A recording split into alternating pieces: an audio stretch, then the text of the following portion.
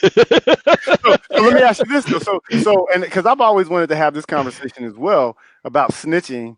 How does that work on the flip side when we're talking about in the Native Black American community? Because we have this concept of not snitching when we know stuff is going on, and I know some of it has to do with people being threatened and stuff like that. But there seems to be a culture around, man, he a snitch, he's a bad person. But I'm like, that can be a huge gray area too. When somebody, perfect example, R. Kelly here in the Chicagoland area. Listen, anybody who was Native Black American from Chicago, which has one of the largest Black American populations in this country, knew in the mid to late 90s that R. Kelly was on some molestation stuff. They knew. We heard it. We saw it. We saw even before the tapes, he was hanging outside of the high schools. So nobody snitched on him.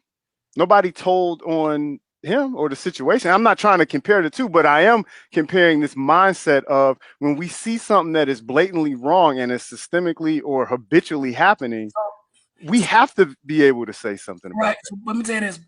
People pick and choose when they want people to snitch. They don't want to snitch on their stuff that's going on in the community. They don't want to snitch on these celebrities. They don't want to snitch on their uncle. They don't want to snitch on their cousin. But as soon as the damn cop do something, you want a cop to snitch. Me, like I said, I'm a snitch. I'm going to tell. If I see a bad cop doing something, I'm telling. If I see a bad cop doing something across the nation, I'm going to tell you how I feel about it. Ain't no snitching because I just see what I'm seeing like y'all see. I'm saying, but it's funny, like, the one thing I hear everybody always say when it comes to bad cops, if there were, I hear this all the time. I see two things. First thing, yo, Bo, where was you when it happened? on my couch in my drawers. I don't like how I'm supposed to help if I'm at the house. But the really main thing people say, if there's so-called so many good cops, why do all these bad cops keep doing dumb stuff? Right? Yeah. I think that's a fair question. Right. And my rebuttal is because the bad cops are not doing shit around the good cops. Okay. I'm processing. And that's just me. Yeah. If, for instance, if you got kids, your kids ain't gonna do nothing. Your kids are the perfect kids while they right there in front of you.